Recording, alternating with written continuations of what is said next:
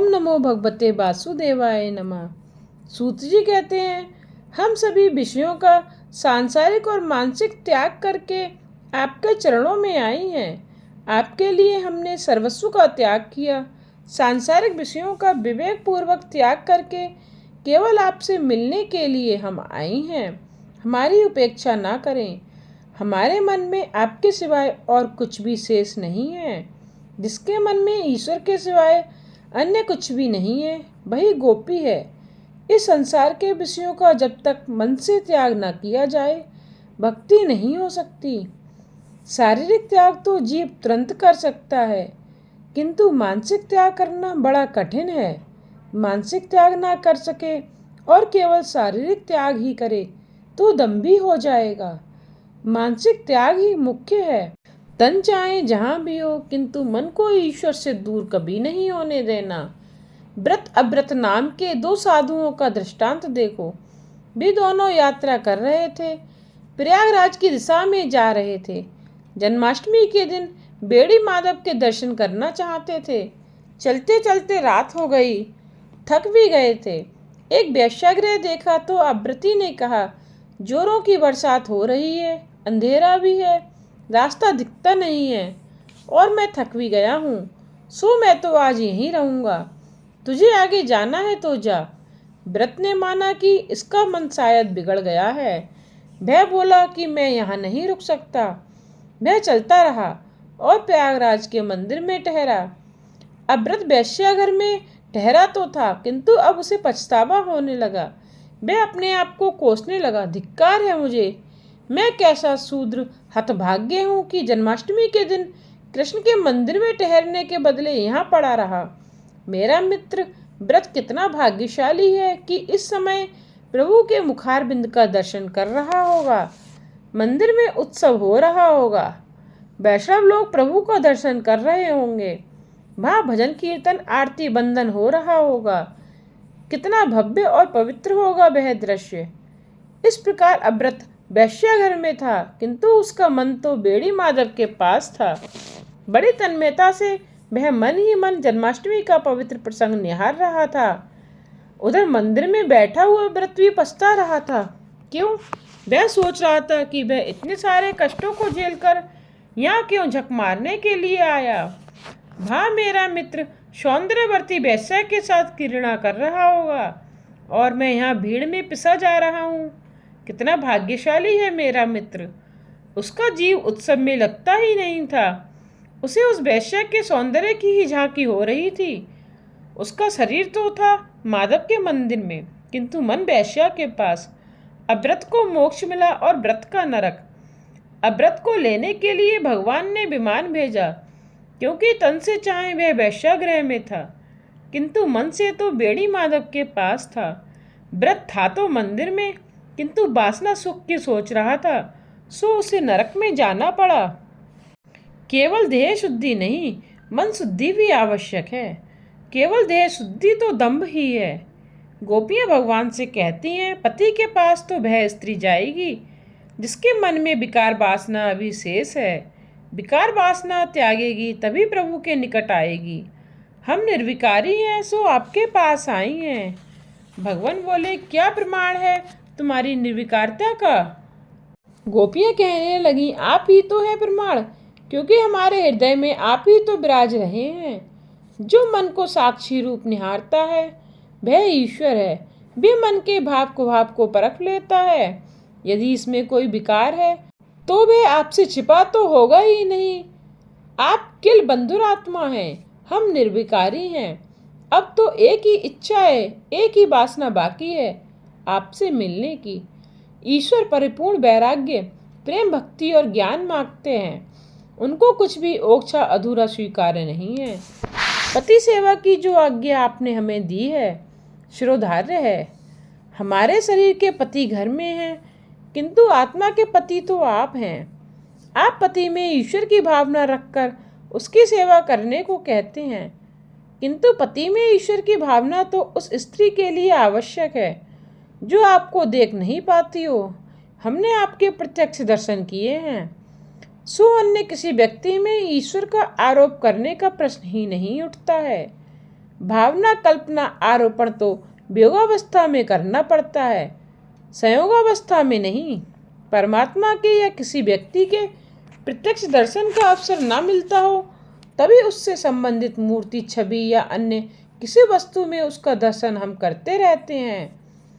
हमने तो आपके प्रत्यक्ष दर्शन किए हैं, तो फिर आपको छोड़कर अन्य में भावना क्यों करें? और पति कौन है?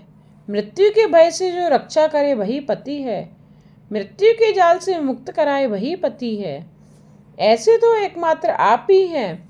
जीव मात्र के सच्चे पति तो ईश्वर ही हैं। आप सबके अनन्य स्वामी हैं। अतः हमने सोच समझकर ही आपके चरणों का आश्रय लिया है। हे नाथ, एक प्रश्न पूछें? प्रभु ने अनुमति दे दी।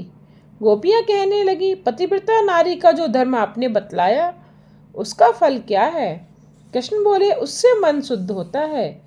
तो गोपियां कहने लगी, मन शुद्ध होने पर क्या मिलता है? कृष्ण फिर कहने लगे, उस शुद्ध मना जीव को परमात्मा मिलते हैं। धर्म का पालन चित्त शुद्धि के लिए है और चित्त शुद्धि का फल है प्रभु का मिलन। गोपियां बोली, आप तो हमको मिल ही गए हैं, तो फिर हम उस चक्कर में क्यों फंसें? आप ही हमारे सच्चे पति हैं, हमारा त्याग ना कीजिएगा। कृष्ण बोले, मैंने पतिव्रता नारी का दृष्टांत सुनाया। तुम भी घर रहकर कुटुंबी जनों की सेवा करते करते भई सिद्धि प्राप्त कर सकती हो। पुरुष की अपेक्षा नारी के लिए सिद्धि प्राप्ति अधिक सुलभ है। घर में रहकर घर के प्रत्येक जीव को ईश्वर रूप मानकर अपना तन मन धन न्यौछावर कर देना चाहिए। शास्त्र तो यहाँ तक कहते हैं कि पति के धनार्जन के लिए किए गए पाप में स्त्री का कोई भाग नहीं है, किंतु पति के पुण्य में से उसे आधा हिस्सा मिल जाता है। किंतु नारी को पति के पुण्य में से हिस्सा कब मिलता है? यदि स्त्री अपने पति और संतानों को परमात्मा का ही स्वरूप मानकर उनकी सेवा करे तो उसे पति के पुण्य का आधा हिस्सा प्राप्त होता है। स्त्री धर्म सर्वश्रेष्ठ है। वह अपने पति और संतानों की सेवा करे, संतानों को धर्म की शिक्षा दे, यही उसकी सबसे बड़ी सेवा है। कथा आख्यानों में बैठे रहना नहीं। पति सेवा से चित्त शुद्धि होती है, चित्त शुद्धि से परमात्मा की प्राप्ति होती है। गोपियाँ कहने लगी, हे नाथ, ऐसा मत मान लें कि आप ही कथा कर सकते हैं। कथा हम भी कर सकते हैं। विगत जन्मों में हमने सब कुछ किया है। कथा आख्यान कीर्तन भजन सुनते सुनते हम थक हार गईं, फिर भी आपकी एक झांकी तक ना मिली। सो हमने ऋषियों का चोला उतार गोपियों का रूप धारण किया है। आपने तो बहुत कुछ सुनाया, अब आप हमारी भी तो सुनिए। एक पतिव्रता नारी के लिए अपने पति का वियोग असहाय है। वह पति से हमेशा साथ रहने का ही आग्रह किया करती थी। संयोगवश पति को परदेश जाने का अवसर आया, वह भी पति के साथ जाने को तैयार हो गई। कहने लगी, मुझे छोड़कर ना जाओ नाथ, मुझे अपने संग ही ले चलिए। पति उसे समझाने लगा, हे देवी, मैं कामकाज के लिए बाहर जा रहा हूँ, वहाँ तुझे कैसे ले जाऊँ? मेरे वियोग में जलना न पड़े ऐसा एक उपाय है। घर में मेरा जो चित्र है ना, उसके दृढ़ भाव से सेवा पूजा करती रहना और मानना कि मैं घर में ही हूँ। जब भी मेरी याद सताने लगे उस चित्र का दर्शन करना। वह पतिव्रता नारी बड़ी तन्मयता से पति की छवि में पूजा करने लगी। 2 महीने बीत गए। एक दिन पति लौट आए।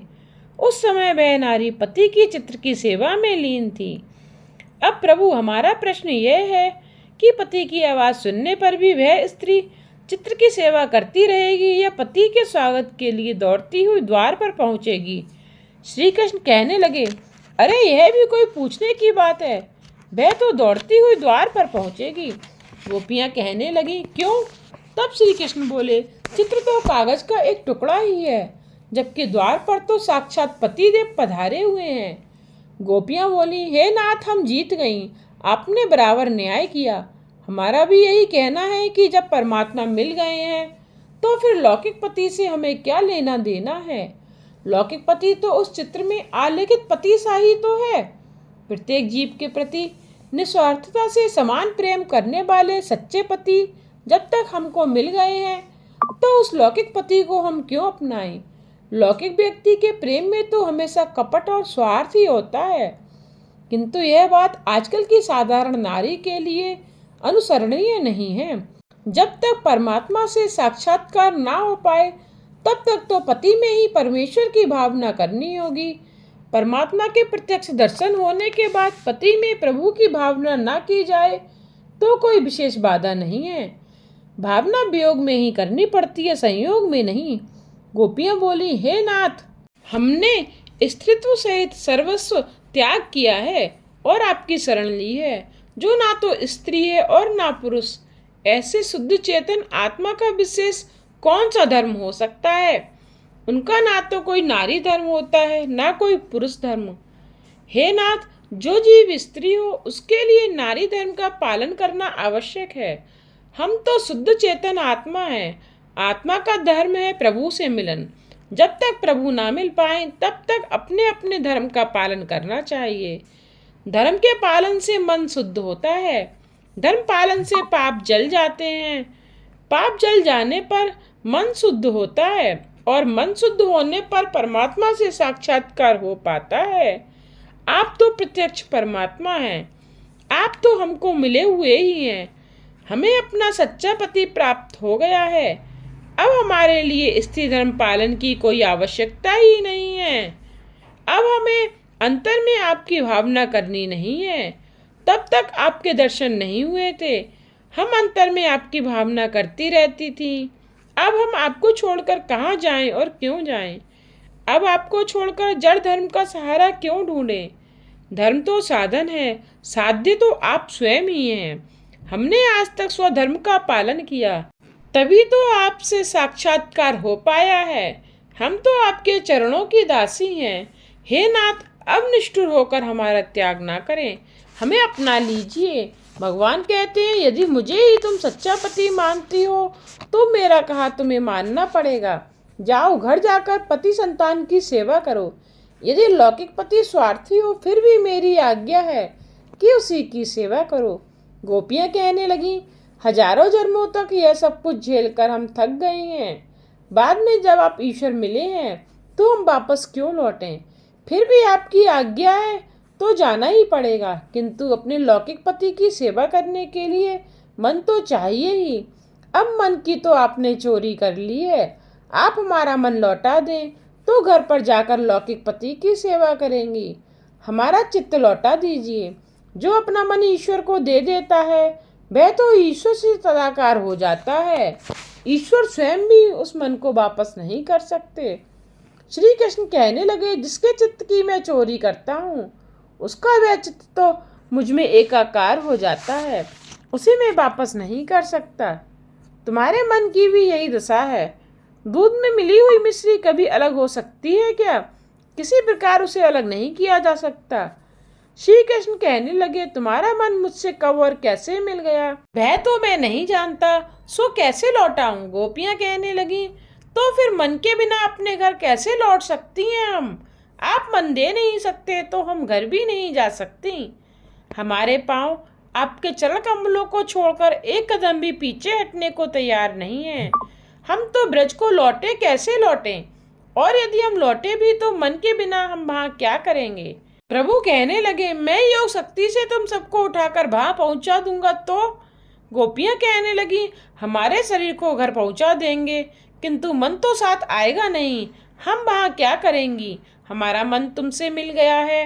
हम भी आपके स्वरूप में तदाकार होना चाहती हैं। जहाँ मन होगा वहीं जीवात्मा भी होगी। मन तो ईश्वर से ही जा मिलेगा। संसार के जड़ पदार्थों में मन का लय नहीं हो सकता। मन और संसार विजातीय हैं, मन और ईश्वर सजातीय। सजातीय से तो सजातीय ही मिल पाएगा। मन जड़ नहीं चेतन है, सो वह चेतन परमात्मा से ही जा मिलेगा। मन ईश्वर में ही स्थिर हो सकता है। इसी कारण से ज्ञानी लोग अपना मन ईश्वर को देते हैं। मन किसी स्त्री या पुरुष को नहीं, केवल श्री कृष्ण को ही दिया जाएगा। मन जहाँ मिल जाएगा वहाँ आत्मा भी मिल जाएगी। हे नाथ, हमारा मन आपसे जा मिला है। हम आपके लिए ही जी रही हैं। आपको छोड़कर जाने की हमें इच्छा ही नहीं है। प्रभु कहने लगे, मैं तुम्हारा प्रेम जानता हूँ, फिर भी आज तो तुम अपने अपने घर लौट जाओ। गोपियाँ बोली, अब तो हम कहीं भी नहीं जा सकती, चाहे प्राण ही क्यों ना चले जाएं। अब प्रभु निरुत्तर से हो गए। उन्होंने पूछा, क्या इच्छा है तुम्हारी? तुम्हारा क्या स्वागत करूं? गोपियां कहने लगी, हे नाथ, बस केवल अपने अधरामृत का दान दीजिए कि जिससे आपका कभी वियोग ना हो सके। हमें नित्य संयोग का दान चाहिए। गोपियों ने अधरामृत की मांग की। आरंभ में ही कहा गया है कि भागवत में समाधि भाषा प्रधान है, लौकिक नहीं। अधरामृत का भी विशिष्ट अर्थ है। पृथ्वी का एक नाम है धरा। पृथ्वी को धरा कहते हैं क्योंकि सभी को धारण और पोषण करती है। पृथ्वी का अमृत है धरामृत। जो इस पृथ्वी का नहीं है वैसा अमृत अधरामृत। अधरामृत का अर्थ हुआ प्रेमामृत, ज्ञानामृत। जिस अमृत का कभी नाश नहीं हो पाता है वह प्रेमामृत और ज्ञानामृत है। हे नाथ, हे प्रभु, हमें उस ज्ञानामृत का दान करें कि जिसे पाकर ईश्वर से आपके पृथकता दैत्य का भाव ही ना रहे। ऐसा ज्ञान दीजिए कि आपसे हमें कभी बिछुड़ना ना पड़े। जब तक अधरामृत, प्रेमामृत, ज्ञानामृत न मिला हो तब तक हृदय में अग्नि धधकती रहती है। सो ऐसा ज्ञान दीजिए कि सभी में हम आपका ही दर्शन करते रहें। प्रत्येक में ईश्वर का अस्तित्व है, ऐसा मानकर व्यवहार करोगे तभी सारा जगत गोकुल बन जाएगा, वैकुंठ बन जाएगा। गोपियों को सांसारिक सुखों की कोई उपेक्षा नहीं थी। ये तो सभी लौकिक सुखों का त्याग करके आई थीं। उनकी मांग लौकिक अमृत धरामृत की नहीं, अधरामृत अलौकिक अमृत की है। हे नाथ, मैं ऐसा ज्ञानामृत चाहती हूँ कि जिससे हम दोनों का कभी वियोग ना हो सके, नित्य संयोग रहे।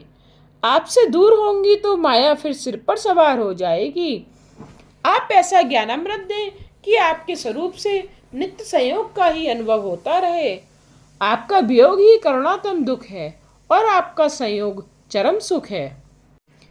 प्रभु ने कहा, नित्य संयोग रूप अधरामृत देना या ना देना मेरी इच्छा पर निर्भर है। ऐसा दान मैं तुम्हें देना नहीं चाहता। तुम्हें अधरामृत ना दूं तो? सखियां कहने लगी, अधिक अकड़ मत दिखाइए। अंतिम उपाय हमारे हाथों में ही है। हम आपको अपने लिए नहीं किंतु आपकी कीर्ति कलंकित न हो जाए इसलिए मना रही हैं। आपकी कीर्ति की वृद्धि के लिए ही हम आपसे प्रार्थना कर रही हैं। यदि हमें नित्य संयोग रूप अधरामृत देंगे तो आपकी ही प्रतिष्ठा बढ़ेगी, अन्यथा बिरहाग्नि में शरीर को भस्मीभूत कर देंगी। हमने सुना है कि मृत्यु के अंतिम पलों में जिसका चिंतन किया जाए वह उससे मिलता है। शास्त्रानुसार अंतकाल में जिसका स्मरण करते हुए देह त्याग किया जाए उसी में जीव लीन हो जाता है। हमारे मन में अन्य कोई भी नहीं है। हम अपनी अंतिम सांस तक आपका ही स्मरण ध्यान चिंतन करेंगी और आपका नाम जपते हुए प्राण त्याग करेंगी। सो आप हमें तो हमें मिलेंगे ही। हम जीते जी चाहे आपको ना पा सकें, मरने के बाद तो पाएंगे ही। किंतु लोग क्या कहेंगे? वे कहेंगे कि ये कृष्ण कितने निष्ठुर हैं कि गोपियों ने विरागिनी में जलते हुए प्राण त्याग दिए, फिर भी उन्होंने कृपा नहीं की। उन गोपियों का प्रेम तो हार्दिक था किंतु कृष्ण पाषाण हृदय कठोर था। हे नाथ, प्राण त्याग करने में हमें कोई आपत्ति नहीं है, किंतु हम चाहती हैं कि आपकी अपकीर्ति ना हो, इसलिए हम आपको मना रही हैं। हे प्रभु, आप तो सर्वत्र सर्वव्यापी हैं, अतः आपसे मिलन तो होना ही है। ज्ञान मार्ग में ज्ञान की प्राप्ति है और भक्ति मार्ग में भक्ति की, किंतु हम यह नहीं चाहती कि आपकी जग हंसाई हो। गोपियों के ये वचन सुनकर श्री कृष्ण ने पराजय मान ली। इसी कारण से तो गोपियों के उन वचनों की महाप्रभु जी ने जयकार की है। वैसे तो भगवान की पराजय ना तो कभी हुई और ना होगी, किंतु गोपियों के साथ बातचीत में हुई गोपियों की विजय हुई है। यह तो जीव और ईश्वर का वार्तालाप है। जीव की कसौटी कर लेने के बाद ही उसे अपनाते हैं। गोपियों की हर प्रकार से परीक्षा कर लेने पर ही श्री कृष्ण ने उनको अधरामृत, दिव्य रस, अद्वैत रस का दान किया था। प्रभु ने सोचा कि इन गोपियों का प्रेम सच्चा है, यदि मैं आज इन्हें दूर हटाऊंगा तो वे प्राण त्याग करेंगी। प्रभु को विश्वास हो गया कि जीव शुद्ध भाव से मुझसे मिलने आया है तो उसे अपना लिया। प्रभु ने एक साथ अनेक स्वरूप धारण किए, जितनी गोपियां थी उतने स्वरूप बना लिए और प्रत्येक गोपी के साथ एक एक स्वरूप रखकर रास का आरंभ किया। अष्ट सखियां सेवा में उपस्थित थीं। हजारों जन्मों के विरही जीव आज प्रभु के सन्मुख उपस्थित हो सका है। प्रभु ने हर एक गोपी को छाती से लगाकर प्रगाढ़ आलिंगन दिया। गोपियों को सिद्ध जीवों का परमानंद प्राप्त हुआ। जीव आज ईश्वरमय हो गया। वे दोनों एक हो गए। इस मिलन से जीव और ईश्वर दोनों को आनंद हुआ। गोपियां कृष्णमय भगवानमय हो गईं। सभी हाथों से हाथ मिलाकर नाचने लगे। यह तो ब्रह्मा के जीव का मिलन हुआ है। इस प्रकार अद्वैत सिद्धांत के आचार्य सुखदेव जी ने रासलीला में अद्वैत का वर्णन किया है। आज की कथा को यहीं विश्राम देते हुए इससे आगे की कथा का श्रवण आप कल के अध्याय में कीजिएगा। आगे आने वाली कथा के लिए चैनल को सब्सक्राइब करना ना भूलिएगा, जिससे आने वाले वीडियोज के नोटिफिकेशन आप तक पहुंचते रहें।